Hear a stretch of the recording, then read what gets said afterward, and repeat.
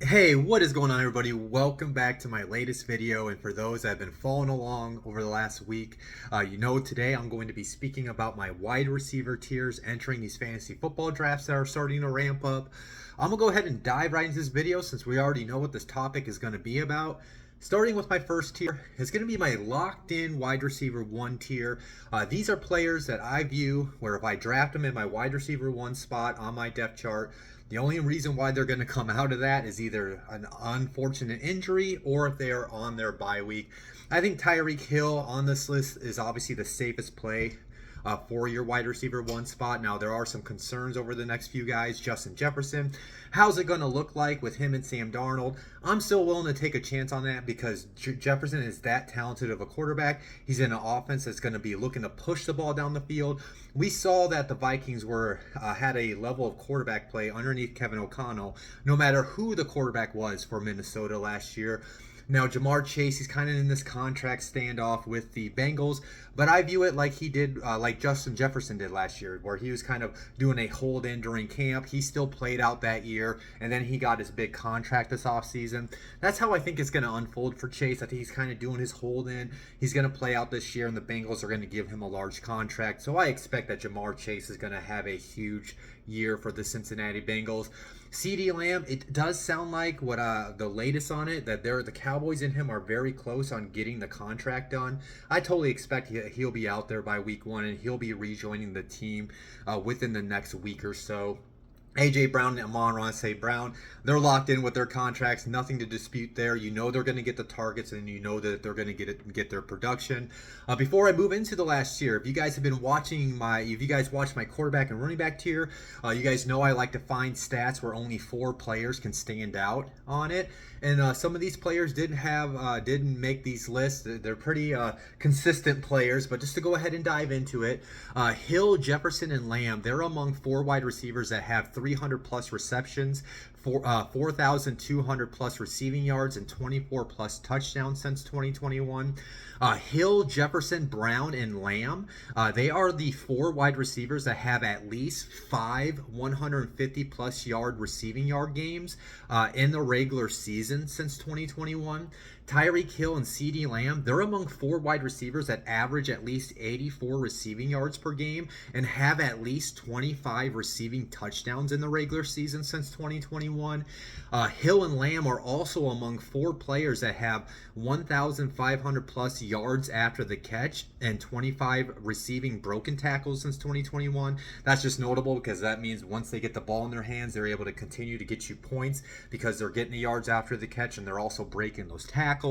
And then lastly, Jefferson, Hill, and Ja'Marr Chase, they're among 4 wide receivers that average 82 receiving yards per game, and they average at least 13 and a half yards per reception in the regular season over the last 3 years. Now, moving into my next section, these are wide receivers that I can see finishing as a wide receiver one, meaning they'll finish as the top 10, top 12 wide receiver, depending on the size of your league by the end of the year. These are guys where, say, maybe I drafted a running back and then in the first round, and then I didn't, or for some reason I wasn't able to get any of the wide receivers in the first tier I talked about. I would be okay with any of these wide receivers in my wide receiver one spot. Garrett Wilson, I think this is the year we see a true breakout year with Aaron Rodgers being there full time. If something happens with Rodgers, they got Tyrod Taylor. I like Jalen Waddle still, even with Tyreek Hill. He's been able to put up a level of production, and then if Hill had to miss any time, that's just going to put more targets towards Jalen Waddle's way. Zay Flowers, he's basically the locked-in guy that should. Maybe Mark Andrews will compete with him, but he has an opportunity to lead the Ravens in targets this season. I kind of pair these guys together, but George Pickens, if the Steelers do not trade for Brandon Ayuk, I think George Pickens, if anybody did not watch my year 3 wide receiver video, it came out the beginning of July. Please go back and watch that. I'm a big believer in year 3 wide receivers. So that's why I really like George Pickens this year. And even if they do get Ayuk, I still think he's going to be able to put up a level of production as long as Russell Wilson or Justin Fields can have some competent level of quarterback play.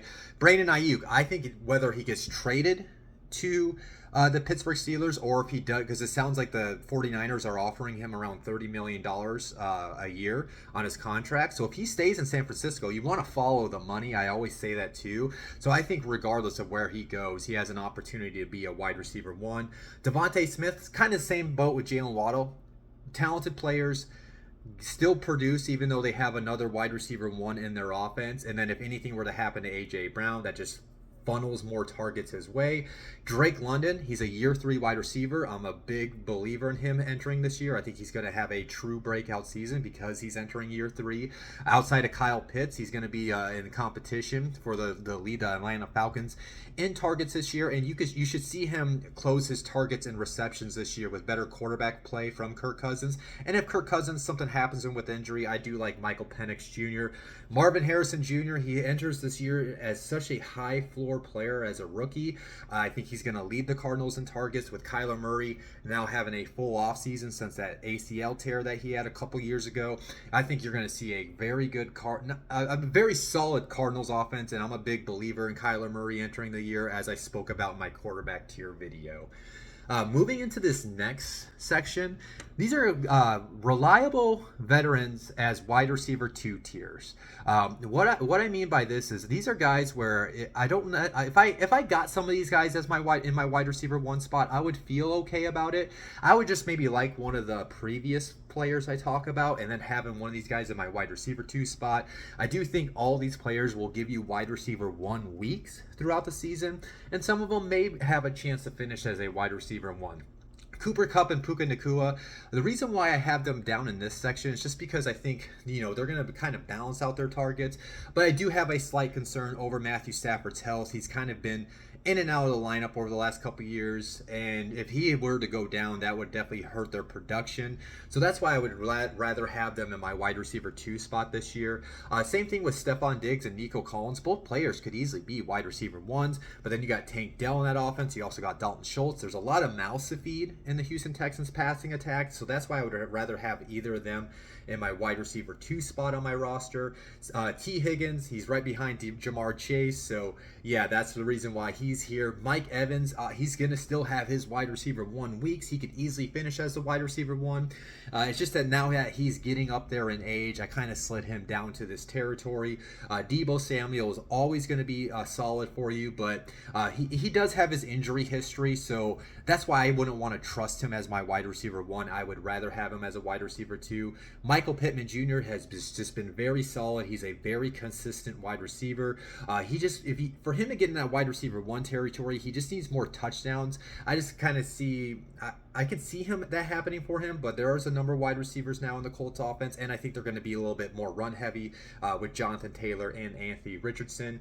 DJ Moore and Keenan Allen, I think they're just going to be very solid with Caleb Williams, but then they got Roma Dunze, they got Cole Kmet in that passing attack. So that's another passing attack that has them a lot of mouths to feed.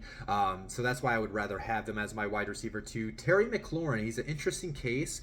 I kind of debated if I should have had him in my wide receiver one of my wide receiver 1 tiers. Just because, I am, like I talked about my quarterback tiers, I definitely want to take a chance on Jaden Daniels. But at the end of the day, it is a rookie quarterback. If anything were to happen to Jaden, it would be Marcus Mariota as your backup option in Washington. So that's why I left them in here. And then DK Metcalf and Tyler Lockett, just with them being older. And then I just don't know, is Geno going to be able to continue what he's done over the last 2 years in a new offense? Or is it going to be a drop-off? And then I like Jackson Smith-Njigba, so that's why I'd rather have one of those guys in my wide receiver 2 spot. Before moving into the section, a few of these guys popped up in my stats. Cooper Kupp is among those 4 wide receivers that average at least 84 receiving yards per game, and has at least 25 receiving touchdowns since 2021. Puka Nacua is actually among the 4 wide receivers that average at least 82 receiving yards per game and averages 13.5 yards per reception in the regular season over the last 3 years. And lastly, this shouldn't be a surprise with how Deebo Samuel plays football, but he's among the 4 players that have 1,500 yards after the catch and 25 receiving broken tackles over the last 3 years. Moving into the next tier, these are players that I view that can be wide receiver 1s or wide receiver 2s, in your lineup, but there's just question marks at the quarterback position. So what I mean by that is I'm not really trying to reach for these guys. But if they were to drop a round or two past their ADP and I didn't really like what was on the board, I'd still take a chance on them. Obviously, we know the talent that Davante Adams is, but are you going to trust Aiden O'Connell or Gardner Minshew? But I still, like I mentioned, if Davante Adams were to drop a round or two, I would still take a chance on them because I still think there's an opportunity where we could see Davante Adams get traded at some point this season. Chris Olave, love year 3 wide receivers. He could be there on a breakout season, but I have my question marks about not only Derek Carr throwing them the ball. I don't really trust this New Orleans offensive line, so there's just question marks about the Saints offense in a whole. So that's why he's in this tier. Malik Neighbors, he could have easily been in the guys that I could finish as a wide receiver 1 just because how talented he is. He's going to be funneled a lot of targets in this offense. It's just, can Daniel Jones consistently get him the ball? And then if Daniel Jones gets hurt again, it's going to be Drew Lock. So do I trust that situation? So that's why I would rather wait a round or two before grabbing him. Amari Cooper has always kind of been consistently productive no matter who the quarterback is. It's either going to be Deshaun Watson finally puts it together, or you got the Jameis Winston experience in Cleveland. So that's why I would rather kind of wait on him. Cortland Sutton, he should see a funneled amount of targets out there in Denver, but do you trust Bo Nix? Do you trust Jared Stidham to consistently get him the ball where you want to trust him in your lineup? So that's why he finds himself in the tier. DeAndre Hopkins and Calvin Ridley, guys that can produce potentially in this Brian Callahan offense in Tennessee, but are you going to trust a Will Levis? If Will Levis gets hurt, are you going to trust a Mason Rudolph? So that's why these are guys that I would rather wait a round or 2 or 3 before drafting. Now, it shouldn't be a surprise. Davante Adams did pop up at my stat research. Adams is one of the 4 wide receivers that have over 300 plusing, that have at least 300 receptions, 4,200 receiving yards, and 24 touchdowns over the last 3 years. And he's one of those wide receivers that average at least 84 receiving yards per game and have at least 25 receiving touchdowns since 2021. Moving into this next tier, these are wide receivers that I view that can be PPR machines. And what I mean by that, if you guys haven't heard, I say this quite a bit in my off-season or in my preseason fantasy videos. I do play in fantasy leagues where we have 3 wide receiver spots in our starting lineup. So typically what I try to do is get a trusty wide receiver 1, get a reliable wide receiver 2, and then whenever I get to draft my wide receiver 3, I try to find a guy that I think is going to be peppered with targets that can, in these half-point PPR leagues and these full PPR leagues, can rack up points because they're getting those, because they might not get a lot of yards. It might be like an 8 reception for 70-yard game and a touchdown, but gives you a pretty high floor. So that's why I like to target players like this. Deontay Johnson got traded to the Carolina Panthers. I think he has the opportunity to lead the team in targets. Obviously, you're betting on that Carolina is going to put it all together in Dave Canales' first year as a head coach. I think Khalil Shakir, he's a year 3 wide receiver. He has an opportunity to potentially push to lead the Bills in targets this year. I should have put him at the top of this list. Christian Kirk has been a go-to PPR guy for me over his career, and then outside of Brian Thomas or Gabe Davis, I think he should be able to lead the team in targets down there in Jacksonville. Jaden Reed, if there is probably the safest option, I feel like, in the Green Bay passing attack with all those wide receivers. I'm going to talk about more of them. They have a plethora of wide receivers that you could take a chance on in fantasy this year. If there was the one guy I would feel safe drafting, would be Jaden Reed. Josh Downs for the Colts, he is dealing with an ankle injury. He might not be available in week 1 or week 2, but once he's in that lineup, outside of Michael Pittman, I think Downs can be the second leader in targets on the Colts. And with this chemistry that he has with Anthony Richardson that we briefly saw last year, they were flashing it in training camp. I think he has an opportunity to have a higher floor this year as a fantasy option. Ladd McConkey in LA, I think he's going to be able to lead the team in targets this season in that passing attack. It's just that there's there is a question mark at the quarterback if Justin Herbert is not going to be ready by the beginning of the year. They say he will be, but that is a type of injury that can linger throughout the season. But I would still take a chance on McConkey because I think whoever the quarterback is, he's going to see a significant amount of targets. He can work inside the slot. He can work outside in the boundary. So they can kind of utilize him all over the offense and utilize his talent to the offense's advantage. Moving into this next tier, these are going to be young wide receivers with a high ceiling tier. So what I typically do is when I start to draft wide receivers on my bench, I'm going after rookies, first-year players, second-year players, or third-year players that I think have a ceiling where they can end up becoming at least possibly wide receiver 2s, where I can slide them in my starting lineup and leave them there. Or they even, depending on their situation, could potentially push for a wide receiver 1 spot in the final stats by the end of the season. Xavier Worthy, tied to Patrick Mahomes. Hollywood Brown is hurt. I don't think Rashee Rice is going to get suspended this year because his court date is not till December. So that's something to monitor. I'll bring that up again here in a moment. But yeah, Xavier Worthy, I think anytime you can get a talented wide receiver like that tied to Patrick Mahomes, you take a chance. Jackson Smith-Njigba, DK Metcalf, and Tyler Lockett, they're getting older, especially Lockett. If Lockett were to have to miss any time because of injury, or say, I don't think people are factoring in this. I mean, if the Seahawks maybe don't have the season they expect, right? Say they start off like 2-5, they're not going to make the playoffs. Do they consider moving on from one of their veteran wide receivers and kind of gear for the future? And then that would just open a path for targets for Jackson Smith-Njigba. Jameson Williams, he's a year 3 wide receiver. He could be that type of guy that finally has that blow-up season in his third season. Outside of Amon-Ra St. Brown and Sam Laporta, he has an opportunity to get amount of targets. Tank Dell's in this section. I think you probably want Stephon Diggs or Nico Collins as a safe option, but that type of chemistry that he showed with CJ Stroud, Tank Dell's going to be able to come into your lineups throughout the year. And then if Stephon Diggs or Nico Collins have to miss any time for injury, then that's just going to create more value for Tank Dell. I talked about Keon Cole in my video, Coleman in my video where I talked about 5 wide receivers to target late. You can go back and watch that. I feel like he has a potential to lead this team in touchdowns by the end of the year. Brian Thomas Jr., I think he's going to offer a high ceiling. It sounds like he's finally put it together in training camp over the last couple of weeks. I do view him as a guy to be patient with, and he can pay off for you in the second half of the year. Jordan Addison might have to get suspended for his DUI at some point. I believe his court date is in October or November, so that's something to factor in.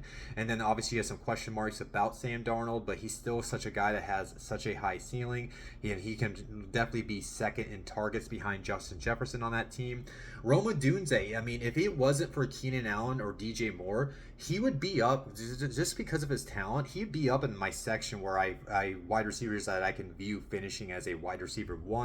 But just because of DJ Allen and Keenan Allen, there's a lot of targets to go around. But Keenan Allen, older player. DJ Moore could get nicked up. So if anything happens to this guy, to one of those guys, his value increases. Michael Wilson, he's a guy I talked about I'm looking to target late in my drafts. Obviously, there's Greg Dortch, offers a high ceiling as well. He's an explosive playmaker. And if this Arizona Cardinals passing attack can put it all together, both these guys can be playable throughout the season. Lastly, Xavier Legette. That's the rookie wide receiver in Carolina that I really do like entering this past draft class. And then he's a guy where, I mean, I think Deontay does lead the team in targets, like I mentioned, but there is a path where Xavier Legette could not only lead the team in targets, but I would not be surprised if Legette has the most touchdowns out of the wide receivers for the Panthers this year. Last section, these are bench wide receivers that I think can be startable throughout the season tier, meaning these are guys I would rather have on my bench. These are guys I would rather slide in if an injury happens, would rather put them in the lineup if there's bye weeks. To be honest with you, depending on the size of your league, some of these guys you might be able to pick up off the waivers in season. Just to kind of run over it, Hollywood Brown, keep in mind he's out for 4 to 6 weeks with his injury. But when you get anybody tied to Mahomes, you always are willing to take a chance on the bench. Rashee Rice at one point last year was a startable player, but we'll have to see how it looks with Xavier Worthy. Like I mentioned, I don't think he's going to be suspended because his court date's not till December. Usually, the NFL waits till the court process is done before they suspend players. So you might not have to worry about that. Where if Hollywood Brown does have to miss maybe like the first month of the season, Rashid Rice is going to be definitely playable. You can maybe slide him in your wide receiver 2 spot. Brandon Cooks and Jalen Tolbert. Tolbert has impressed over training camp while CeeDee Lamb has been holding out. He's a year 3 wide receiver. Honestly, I'm at the point where I'd rather take a chance on Tolbert because I think he offers a higher ceiling, but if you want a safe option on your bench, I would definitely turn to Brandon Cooks. Christian Watson, Romeo Doubs, and Dontavian Wicks. Just pick your flavor of ice cream, whichever one you want to take a chance on. For me, I'm going with Christian Watson, Romeo Doubs, because I'm a big believer in the year 3 wide receivers, but watch out for Wicks too, because he has shown a level of talent. Chris Godwin's kind of fell back in the fantasy relevancy, but he's definitely worth a shot on your bench if you want to maybe look at him on there and see how his season plays. Mike Williams and Malachi Corley for the Jets. I would take a chance on Malachi Corley. It did sound like Aaron Rodgers liked him before the draft, and I just think it's always worth a shot with Mike Williams because he's going to be that guy that can rack up red zone touchdowns with Aaron Rodgers once he is healthy and he is ready to go. Curtis Samuel's an interesting name to watch to see how his role unfolds in Buffalo if you want to take a chance on him.